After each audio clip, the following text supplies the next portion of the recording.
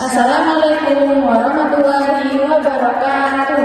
Halo semuanya. Di sini kita akan membuat video praktek komunikasi audit atau negosiasi antara direktur atau klien perusahaan dengan auditor eksternal. Saya Ayu Safara di sini memerankan sebagai auditor eksternal dan saya Nisha Putri Aprilia sebagai direktur. Jangan lupa tonton video kami sampai akhir.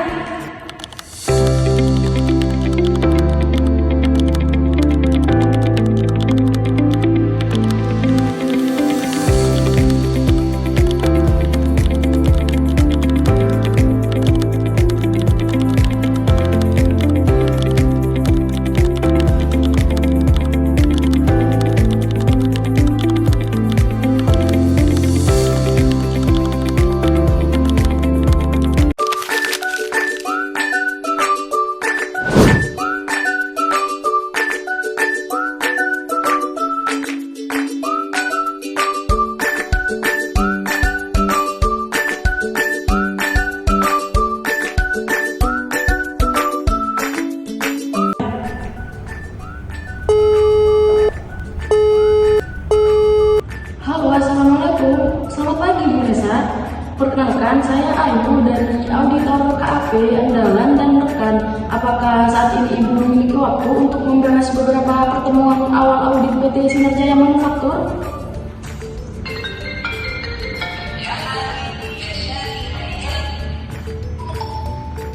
Waalaikumsalam, selamat pagi juga Mbak Ayu. Ya, saya sedang ada waktu, silakan. Saya juga menunggu update hasil audit sementara dari tim auditor. Oh baik Bu, terima kasih atas waktunya. Secara umum, proses audit berjalan cukup baik, namun ada beberapa hal yang perlu kami klarifikasi. Harusnya terkait pencatatan persediaan akhir dan pengakuan pendapatan di kuartal akhir. Oh begitu ya Mbak, bisa dijelaskan lebih rinci temuan seperti apa yang dimaksud? Dari hasil pengujian kami terdapat selisih antara saldo persediaan di laporan keuangan dengan hasil stock of name fungsi per tahun Bu. Selisihnya itu memang tidak terlalu besar, tetapi cukup material jika dilihat dari sisi kepatuhan standar akuntansinya. Baik, selisih itu kemungkinan berasal dari barang dalam proses yang belum seluruhnya tercatat Mbak. Di pabrik memang ada keterlambatan laporan dari bagian produksi. Kami memahami kondisi operasional tersebut Ibu, namun sesuai PSAK, seluruh persediaan yang masih menjadi hak perusahaan tetap perlu diakui secara wajar agar laporan keuangan tersebut mencerminkan kondisi yang sebenarnya. Oh iya, saya mengerti. Kalau begitu, apakah menurut Mbak Ayu hal ini memerlukan penyelesaian jurnal? Iya Bu, kami merekomendasikan adanya jurnal penyesuaian agar saldo persediaan dan harga pokok penjualan menjadi lebih akurat. Nah, tanpa penyesuaian, risiko itu bisa salah saji, tetapi tetap ada. Baik, saya paham. Kami akan koordinasikan dengan tim akuntansi internal untuk menyiapkan penyesuaiannya. Ya, terima kasih Bu. Selain itu, kami juga menemukan adanya pencepatan pengakuan pendapatan pada beberapa transaksi penjualan di akhir bulan Desember Bu. Maksudnya percepatan itu bagaimana ya Mbak?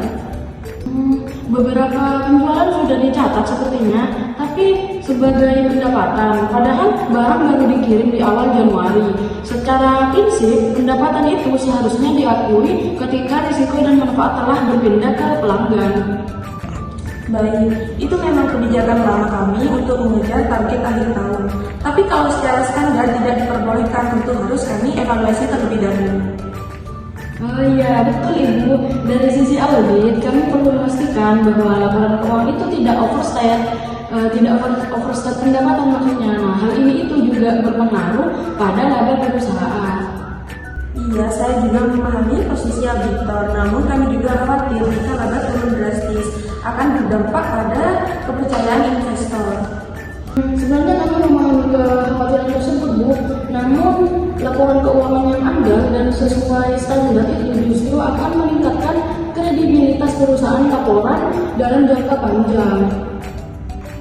Iya, masuk akal juga. Jadi menurut Mbak Ayu, solusi terbaiknya itu seperti apa?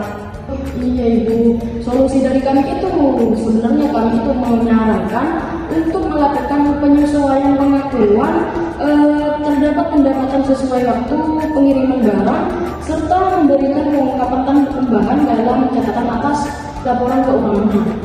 Baik, apakah kalau begitu kami bisa mempertahankan opini wajar ya Mbak? Selama manajemen bersedia untuk melakukan penyesuaian dan melengkapi pengungkapan yang diperlukan, nah peluang untuk memperoleh opini itu wajar tetap sangat terbuka. Syukurlah, kami tentu ingin hasil audit yang baik dan tidak menimbulkan persepsi negatif. Iya, tepat waktu Bu. Nah, kami itu membutuhkan penyesuaian tersebut maksimal dalam 1 minggu lah ya Bu, agar proses audit itu dapat diselesaikan sesuai jadwal. Baik, 1 minggu masih memungkinkan. Saya akan instruksikan tim agar memprioritaskan hal ini. Baik, terima kasih banyak Ibu atas kerjasamanya ya Bu Nisa. Kami sangat menghargai sikap kooperatif dari pihak manajemen. Sama-sama Mbak Ayu, kami juga terbantu dengan masukan dari auditor sebagai bahan evaluasi internal. Selain itu, kami juga ingin menyarankan perbaikan sistem pengendalian internal, khususnya terkait laporan persediaan dari bagian produksi. Wah, itu memang PR kami sejak lama. Apakah nanti rekomendasinya akan tertulis di manajemen letter?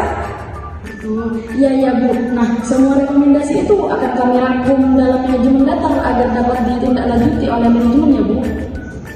Baik, saya rasa itu akan sangat membantu untuk perbaikan ke depan. Apabila ke depan ada kendala atau pernyataan yang tidak terkait oleh penyesuaian, Ibu silahkan langsung menghubungi kami ya Bu. Siap Mbak, kami akan komunikasikan jika ada hal yang perlu untuk klarifikasi.